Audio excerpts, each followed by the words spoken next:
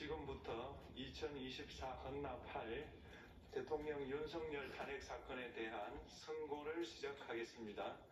먼저 적법 요건에 관하여 살펴보겠습니다. 이 사건 계엄 선포가 사법심사의 대상이 되는지에 관하여 보겠습니다.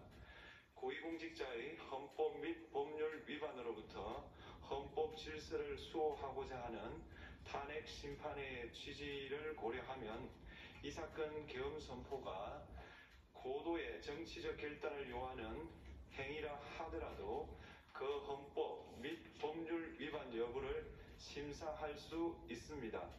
국회 법사의 조사 없이 이 사건 탄핵 소추안을 의결한 점에 대하여 보겠습니다. 헌법은 국회의 소추 절차를 입법에 맡기고 있고 국회법은 법사위 조사 여부를 국회의 재량으로 규정하고 있습니다. 따라서 법사위의 조사가 없었다고 하여 탄핵 소추 의결이 부적법하다고 볼 수 없습니다. 이 사건 탄핵 소추안의 의결이 일사부재의 원칙에 위반되는지 여부에 대해서 보겠습니다. 국회법은 부결된 안건을 같은 회기 중에 다시 발의할 수 없도록 규정하고 있습니다. 피청구인에 대한 1차 탄핵소추안이 제418회 정기회 회기에 투표 불성립되었지만 이 사건 탄핵소추안은 제419회 임시회기 중에 발의되었으므로 일사부재의 원칙에 위반되지 않습니다. 한편 이에 대해서는 다른 회기에도 탄핵소추안의 발의 횟수를 제한하는 입법이 필요하다는 재판관 정형식의 보충 의견이 있습니다. 이 사건 계엄이 단시간 안에 해제되었고 이로 인한 피해가 발생하지 않았으므로 보호이익이 헌결되었는지 여부에 대해서 보겠습니다. 이 사건 계엄이 해제되었다고 하더라도 이 사건 계엄으로 인하여 이 사건 탄핵 사유는 이미 발생하였으므로 심판의 이익이 부정된다고 볼 수 없습니다. 소추 의결서에서 내란죄 등 형법 위반 행위로 구성하였던 것을 탄핵 심판 청구 이후에 헌법 위반 행위로 포섭하여 주장한 점에 대하여 보겠습니다. 기본적 사실관계는 동일하게 유지하면서 적용 법조문을 철회, 변경하는 것은 소추사유의 철회, 변경에 해당하지 않으므로 특별한 절차를 거치지 않더라도 허용됩니다. 피청구인은 소추사유에 뇌란죄 관련 부분이 없었다면 의결 정족수를 충족하지 못하였을 것이라고 주장하지만 이는 가정적 주장에 불과하며 객관적으로 뒷받침할 만한 근거도 없습니다. 대통령의 지위를 탈취하기 위하여 탄핵 소추권을 남용하였다는 주장에 대하여 보겠습니다. 이 사건 탄핵 소추안의 의결 과정이 적법하고 피소추자의 헌법 또는 법률 위반이 일정 수준 이상 소명되었으므로 탄핵 소추권이 남용되었다고 볼 수 없습니다. 그렇다면 이 사건 탄핵 심판 청구는 적법합니다. 한편 증거법칙과 관련하여 탄핵 심판 절차에서 형사소송법상 전문법칙을 완화하여 적용할 수 있다는 재판관 이미선, 김영두의 보충 의견과 탄핵 심판 절차에서 앞으로는 전문법칙을 보다 엄격하게 적용할 필요가 있다는 재판관 김복형, 조한창의 보충 의견이 있습니다. 다음으로 피청구인이 직무집행에 있어 헌법이나 법률을 위반하였는지 피청구인의 법 위반 행위가 피청구인을 파면할 만큼 중대한 것인지에 관하여 살펴보겠습니다. 우선 소추 사유별로 살펴보겠습니다. 1. 이 사건 계엄 선포에 관하여 보겠습니다. 헌법 및 계엄법에 따르면 비상계엄 선포의 실체적 요건 중 하나는 전시, 사변 또는 이에 준하는 국가 비상사태로 저가 교전 상태에 있거나 사회 질서가 극도로 교란되어 행정 및 사법 기능의 수행이 현저히 곤란한 상황이 현실적으로 발생하여야 한다는 것입니다. 피청구인은 야당이 다수 의석을 차지한 국회의 이례적인 탄핵소추 추진, 일방적인 입법권 행사 및 예산삭감 시도 등의 전횡으로 인하여 위와 같은 중대한 위기상황이 발생하였다고 주장합니다. 피청구인의 취임 후 이 사건 계엄 선포 전까지 국회는 행안부 장관, 검사, 방통위위원장, 감사원장 등에 대하여 총 22건의 탄핵소추안을 발의하였습니다. 이는 국회가 탄핵소추 사유의 위헌, 위법성에 대해 숙고하지 않은 채 법 위반의 의혹에만 근거하여 탄핵심판 제도를 정부에 대한 정치적 압박 수단으로 이용하였다는 우려를 낳았습니다.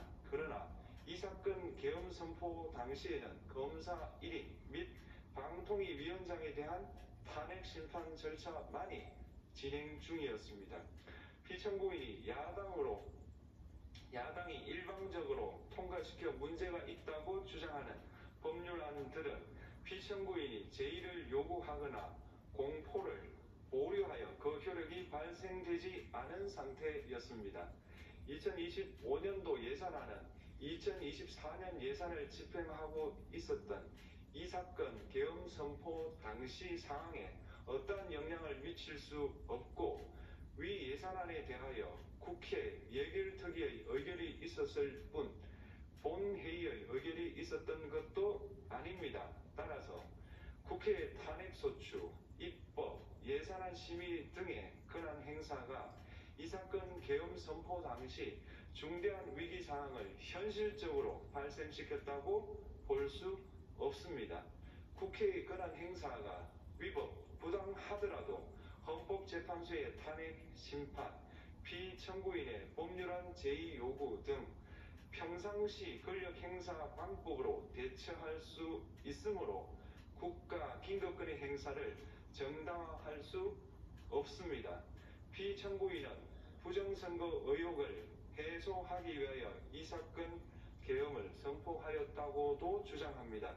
그러나 어떠한 의혹이 있다는 것만으로 중대한 위기 상황이 현실적으로 발생하였다고 볼 수는 없습니다. 또한 중앙선관위는 제22대 국회의원 선거 전에 보안 취약점에 대하여 대부분 조치하였다고 발표하였으며 사전, 우편, 투표함, 보관장소 CCTV 영상을 24시간 공개하고 개표 과정에 수검표 제도를 도입하는 등의 대책을 마련하였다는 점에서도 피청구인의 주장은 타당하다고 볼 수 없습니다. 결국 피청구인이 주장하는 사정을 모두 고려하더라도 피청구인의 판단을 객관적으로 정당화할 수 있을 정도의 위기 상황이 이 사건 계엄 선포 당시 존재하였다고 볼 수 없습니다. 헌법과 계엄법은 비상계엄 선포의 실체적 요건으로 병력으로서 군사상의 필요에 응하거나 공공의 안정질서를 유지할 필요와 목적이 있을 것을 요구하고 있습니다. 그런데 피청구인이 주장하는 국회의 권한 행사로 인한 국정마비 상태나 부정선거 의혹은 정치적, 제도적, 사법적 수단을 통하여 해결하여야 할 문제이지 병력을 동원하여 해결할 수 있는 것이 아닙니다. 피청구인은 이 사건 계엄이 야당의 전횡과 국정위기 상황을 국민에게 알리기 위한 경고성 계엄 또는 호소형 계엄이라고 주장하지만 이는 계엄법이 정한 계엄 선포의 목적이 아닙니다. 또한 피청구인은 계엄 선포에 그치지 아니하고 군경을 동원하여 국회의 권한 행사를 방해하는 등의 헌법 및 법률 위반 행위로 나아갔으므로 경고성 또는 호소형 계엄이라는 피청구인의 주장을 받아들일 수 없습니다. 그렇다면 이 사건 계엄 선포는 비상계엄 선포의 실체적 요건을 위반한 것입니다. 다음으로 이 사건 계엄 선포가 절차적 요건을 준수하였는지에 관하여 보겠습니다. 계엄 선포 및 계엄 사령관 임명은 국무회의의 심의를 거쳐야 합니다. 피청구인이 이 사건 계엄을 선포하기 직전에 국무총리 및 9명의 국무위원에게 계엄 선포의 취지를 간략히 설명한 사실은 인정됩니다. 그러나 피청구인은 계엄사령관 등 이 사건 계엄의 구체적인 내용을 설명하지 않았고 다른 구성원들에게 의견을 진술할 기회를 부여하지 않은 점을 고려하면 이 사건 계엄 선포에 관한 심의가 이루어졌다고 보기도 어렵습니다. 그 외에도 피청구인은 국무총리와 관계 국무위원이 비상계엄 선포문에 부서하지 않았음에도 이 사건 계엄을 선포하였고 그 시행 일시, 시행 지역 및 계엄사령관을 공고하지 않았으며 지체 없이 국회에 통보하지도 않았으므로 헌법 및 계엄법이 정한 비상계엄 선포의 절차적 요건을 위반하였습니다. 2. 국회에 대한 군경 투입에 관하여 보겠습니다. 피청구인은 국방부 장관에게 국회에 군대를 투입할 것을 지시하였습니다. 이에 군인들은 헬기 등을 이용하여 국회 경내로 진입하였고 일부는 유리창을 깨고 공간 내부로 들어가기도 하였습니다. 피청구인은 육군 특수전 사령관 등에게 의결 정족수가 채워지지 않은 것 같으니 문을 부수고 들어가서 안에 있는 인원들을 끄집어내라는 등의 지시를 하였습니다. 또한 피청구인은 경찰청장에게 계엄사령관을 통하여 이 사건 포고령의 내용을 알려주고 직접 6차례 전화를 하기도 하였습니다. 이에 경찰청장은 국회 출입을 전면 차단하도록 하였습니다. 이는 이로 인하여 국회로 모이고 있던 국회의원들 중 일부는 담장을 넘어가야 했거나 아예 들어가지 못하였습니다. 한편 국방부 장관은 필요시 체포할 목적으로 국군 방첩사령관에게 국회의장, 각 정당 대표 등 14명의 위치를 확인하라고 지시하였습니다. 피청구인은 국가정보원 1차장에게 전화하여 국군 방첩사령부를 지원하라고 하였고 국군 방첩사령관은 국가정보원 1차장에게 위 사람들에 대한 위치 확인을 요청하였습니다. 이와 같이 피청구인은 군경을 투입하여 국회의원의 국회 출입을 통제하는 한편 이들을 끌어내라고 지시함으로써 국회의 권한 행사를 방해하였으므로 국회에 계엄 해제 요구권을 부여한 헌법조항을 위반하였고 국회의원의 심의 표결권, 불체포 특권을 침해하였습니다. 또한 각 정당의 대표 등에 대한 위치 확인 시도에 관여함으로써 정당 활동의 자유를 침해하였습니다. 피청구인은 국회의 권한 행사를 막는 등 정치적 목적으로 병력을 투입함으로써 국가안전보장과 국토방위를 사명으로 하여 나라를 위해 봉사하여 온 군인들이 일반 시민들과 대치하도록 만들었습니다. 이에 피청구인은 국군의 정치적 중립성을 침해하고 헌법에 따른 국군 통수 의무를 위반하였습니다. 3.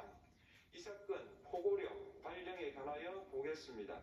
피청구인은 이 사건 포고령을 통하여 국회, 지방의회, 정당의 활동을 금지함으로써 국회에 계엄 해제 요구권을 부여한 헌법조항, 정당제도를 규정한 헌법조항, 대의민주주의 권력분리 원칙을 위반하였습니다.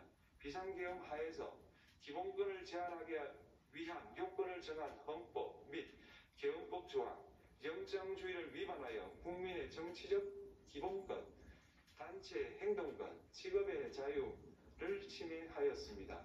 4. 중앙선관위에 대한 압수수색에 관하여 보겠습니다.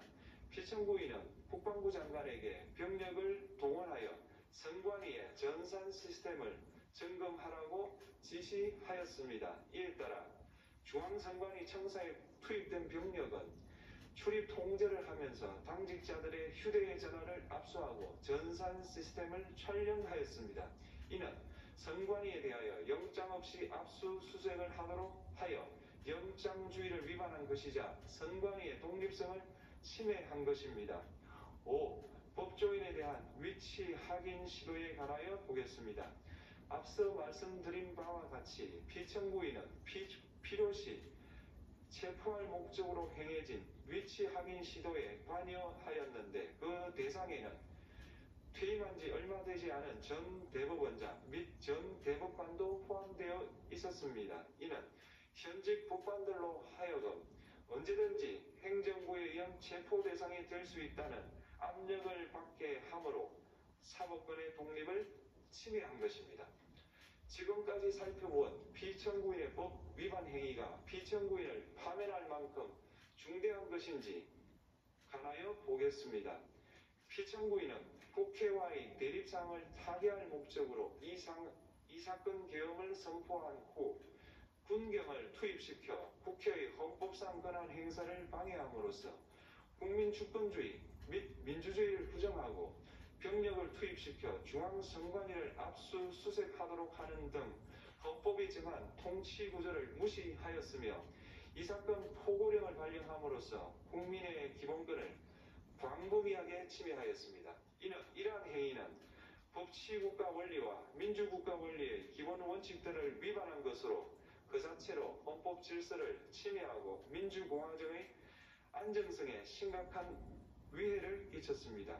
한편 국회가 신속하게 비상계엄 해제 요구를 결의할 수 있었던 것은 시민들의 저항과 군경의 소극적인 임무 수행 덕분이었으므로 이는 피청구인의 법 위반에 대한 중대성 판단에 영향을 미치지 않습니다. 대통령의 권한은 어디까지나 헌법에 의하여 부여받은 것입니다. 피청구인은 가장 신중히 행사되어야 할 권한이 국가기능권을 헌법에서 정한 한계를 벗어나 행사하여 대통령으로서의 권한 행사에 대한 불신을 초래하였습니다. 피청구인이 취임한 이래 야당이 주도하고 이례적으로 많은 탄핵소추로 인하여 여러 고위공직자의 권한 행사가 탄핵 심판 중 정지되었습니다.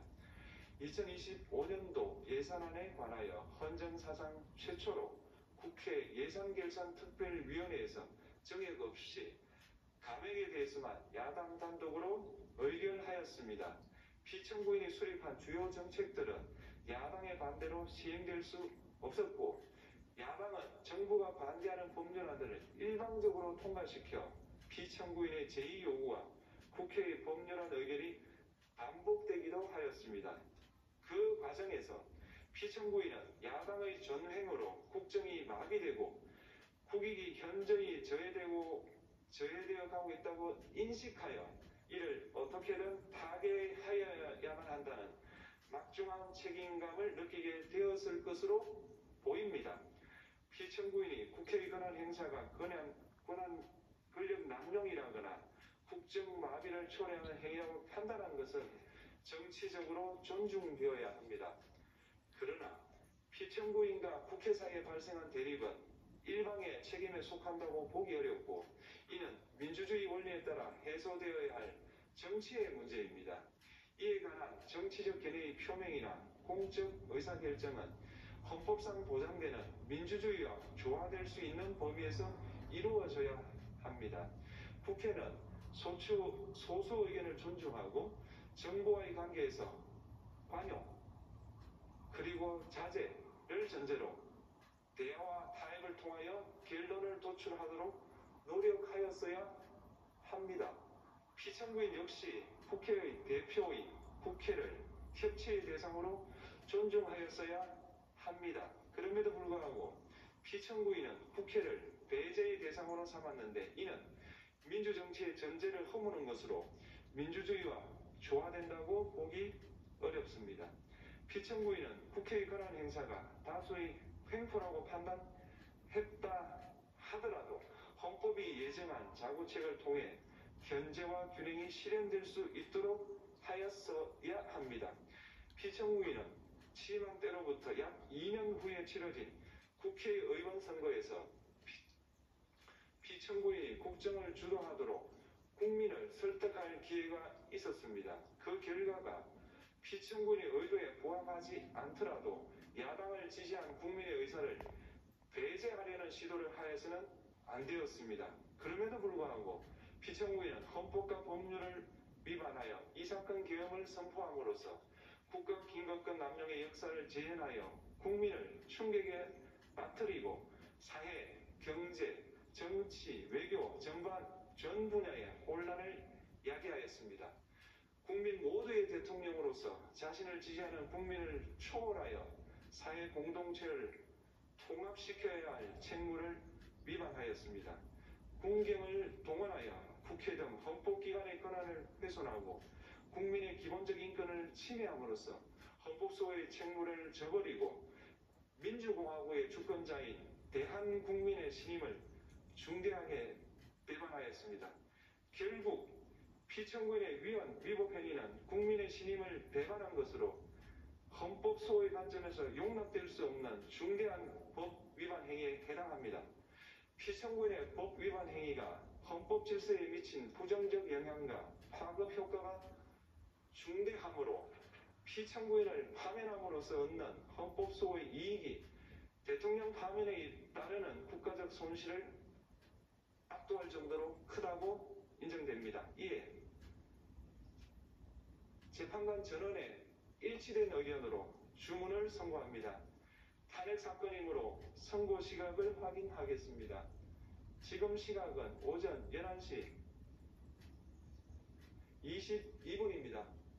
주문, 피청구인 대통령 윤석열을 파면한다.